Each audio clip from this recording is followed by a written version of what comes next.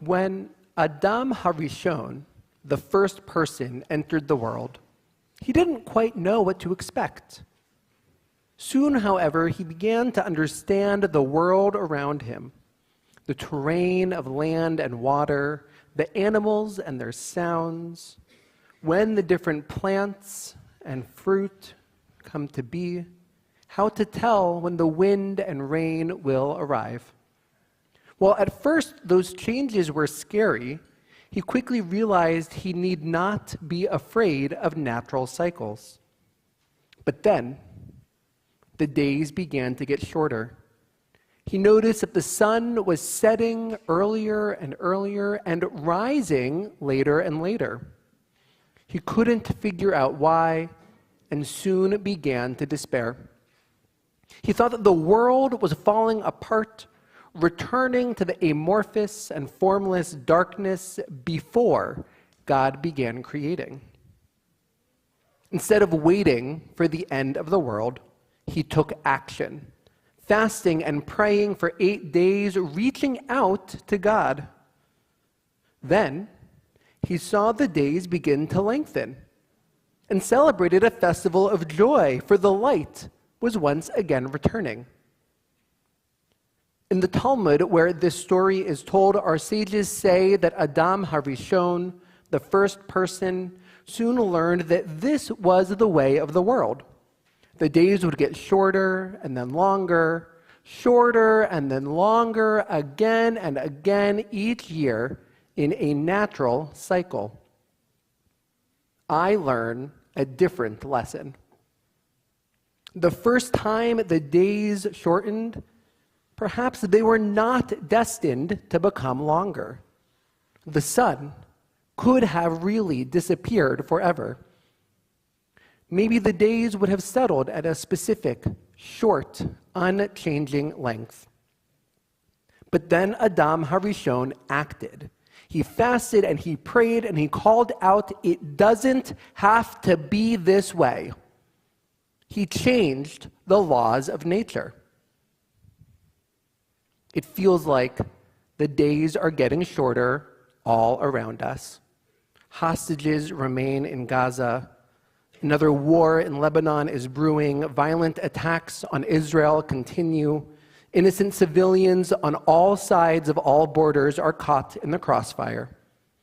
Anti-Semitism is on the rise. School shootings continue. There have been 2 assassination attempts on a former president. A woman, Amber Nicole Thurman, died because of an abortion ban, and that was just the past few months. We are living in a moment like Adam HaRishon, the first time he ever saw the days get shorter.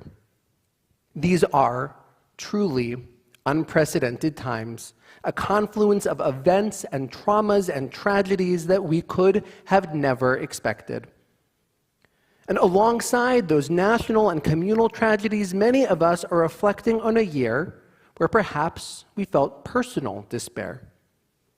A loved one who died unexpectedly, a scary diagnosis, abrupt and negative changes to our lives or the lives of our family and our friends.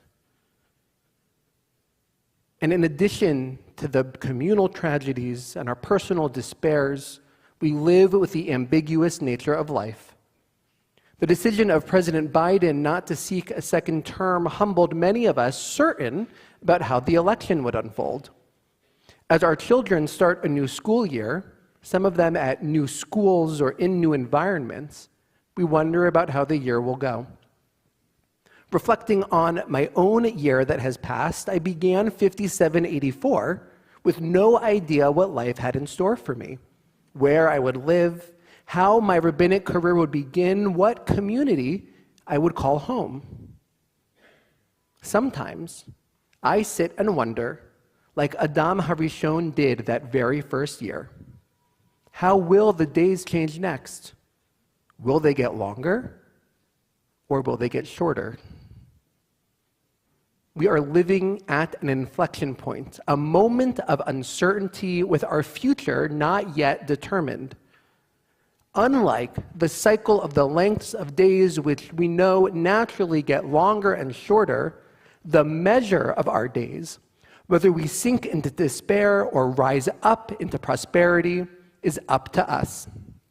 The laws of nature do not dictate which way our world will turn, into darkness or toward brighter days. We too can be like Adam HaRishon, who in the face of uncertainty and despair chose hope that led him to action and a brighter future.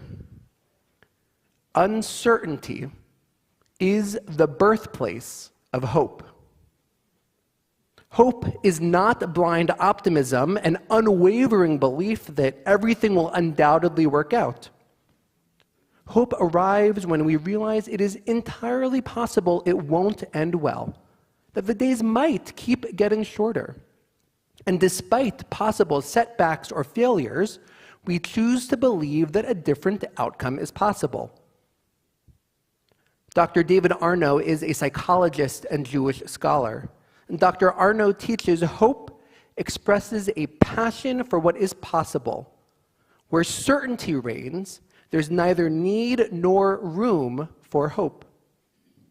If we are entirely certain things will get better, we know it. We don't need to hope for it. And if we are utterly convinced that things will get worse, we are also without hope. On Rosh Hashanah, we celebrate the beginning of the creation of the world, which was for God an act of hope. Rabbi Erwin Kula, President Emeritus of Klal, and once listed among the 50 most influential rabbis in America, teaches that God created the world from a place of not knowing. How humanity would act was a mystery, and God created anyway. Our tradition teaches that God and the angels knew of humanity's capacity for greatness and for malice. But God had hope, a passion for the possibility of goodness and mercy, and created the world. We too are creators, creators of our own lives amidst the uncertainty of our surroundings. We try our best to shape our lives according to our fervent dreams and desires, even with the humility of knowing a different outcome is possible. We choose a new school for our children with the hope it will be the right fit, even though we can't control all the variables. We join a new community, sometimes even moving across the country, because of the hope that they will embrace us. We have hope, not certainty, because it is possible it won't work. We know that sometimes something happens that might set our world on a different course that will impact us individually or communally. When we face that uncertainty with the recognition that our story is still being written and we act and create anyway, we have hope. We participate in shaping the ending. We channel the hope God had in the first act of creation. The uncertainty of a hope recognizes we might travel on a rocky road forward, one that we have walked in our history. Our experience as Jews in America contains both setbacks and successes, often side by side. This uneven journey to the present instills hope by reminding us that our suffering and persecution is not guaranteed to intensify. We can act and change the story. Dr. Pamela Nadell, my teacher and professor at American University, and the past president of the Association for Jewish Studies, offers us a few examples. The first Jews to ever settle in America in 1654 were met by Governor Peter Stuyvesant, who tried to expel them. 200 years later, in 1862, General Ulysses S. Grant did, in fact, issue an order to expel Jews from his military district. Leo Frank was lynched by a mob in Georgia in 1915. Throughout the early and mid-20th century, Jews faced quotas in universities and restrictions from hotels and clubs. There were neo-Nazi marches in Skokie in 1978 and Charlottesville in 2017, and anti-Semitic rhetoric continues to exist in our public sphere. Our time in America has not been easy. But there is, as Dr. Nadel writes, a counter story. Jews in Amsterdam who were on the boards of organizations supported their brethren and ordered Governor Stuyvesant to let them stay. After Grant's order, Caesar Kaskell, a Prussian-born immigrant in Kentucky, sent a telegram to the White House, met with President Lincoln, and got the order rescinded. 2 years after Leo Frank was lynched, Louis Brandeis became the first Jew on the Supreme Court. Jewish students now pursue higher learning in the halls they were once forbidden to step foot in and have become senators and governors. Dr. Nadel concludes that anti-Semitism has been, is now, and always will be part of what it means to be a Jew in America. But, she says, history tells us that grim as the story has sometimes been, it has also and more often been good and even glorious.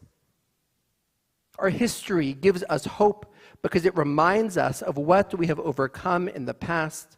For all our challenges, and indeed, we have challenges, we are building on the work of the generations before us.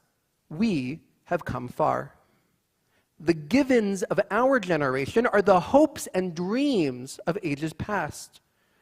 We must work to maintain and improve the rights and protection of Jews in America and around the world, but we are not starting from where our ancestors did. Our history not only guides us, but inspires us to action.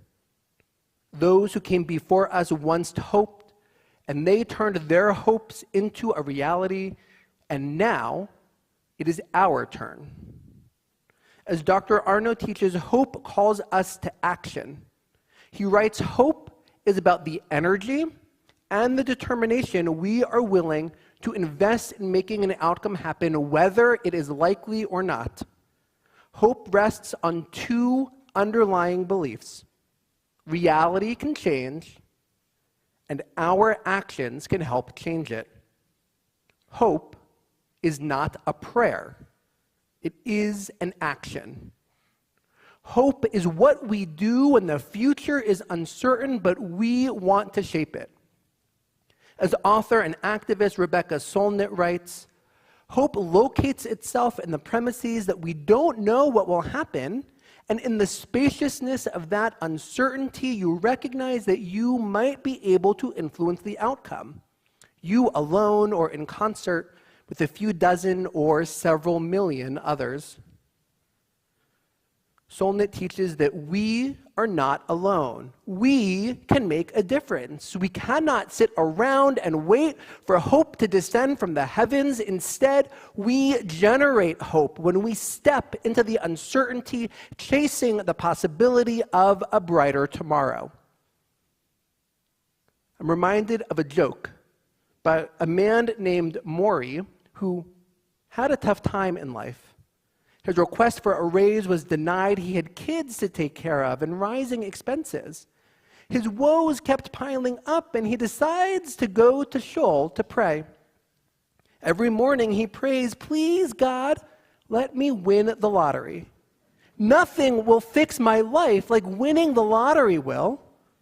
Again and again he goes and he prays, and finally he receives an answer. One day, in the middle of his prayers, God speaks to Maury and says, Maury, you gotta meet me halfway. Go buy a ticket.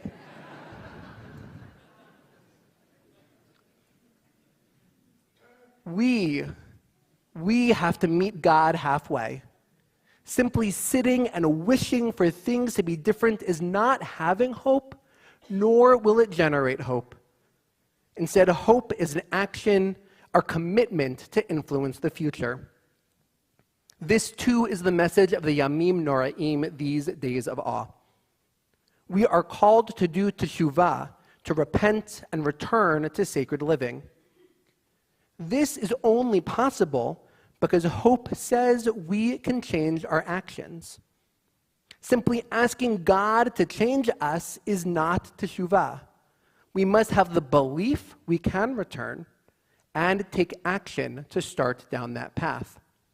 Without hope, there would be no teshuvah. Rav Kook, the first Ashkenazi chief rabbi of British Mandatory Palestine, teaches that there is a core of goodness within each person, a spark that we can and must recover. Returning to the goodness that we know is within is teshuvah. The possibility of goodness is present. What is uncertain is whether or not we will return. We declare our hope of return by doing teshuvah, by acting to realign ourselves with that core. We know we don't generate hope or act on it by performing one grand gesture, attempting to determine the outcome or change ourselves in one fell swoop. The world is too unpredictable, too messy, too complicated to simply flip a switch. Instead, we should follow the guidance of Anne Lamott. A Bay Area novelist and spiritual writer, Lamott writes that when we feel despair, we do the next right thing. We tell the truth. We march, make dinner, raise relief funds. For whoever arranges such things keeps distracting us and shifting things around so we don't get stuck in hopelessness. We can take one loud, sucking, disengaging step back into hope. We remember the mustard seeds, that the littlest things will have great results. We do the smallest, realest, most human things. We water that which is dry. We do the next right thing. We pray and we offer a hug. We talk face to face, speaking necessary truths. We write letters. We talk on the phone. We attend vigils and rallies and marches. We donate money. We pick up groceries for a friend. We show up, even if we're not sure we know anyone. We do the next right thing. And when we do, we kickstart a virtuous cycle of action and emotion, cultivating hope by acting on it until we realize that after doing the next thing once at a time, we are finally living in a better world. But we know that this window in time will not last forever. Even though uncertainty abounds, either we act or someone else sets our course for us. The unwritten ending gives us hope that we can change. Together, we will mend our lives and our world bit by bit. We stand here today on the first day of 5785 at a moment in time we will never see again, and we commit to an action, the next right thing, to cultivate hope. May the year ahead be a year of hope for us all. Shana Tova.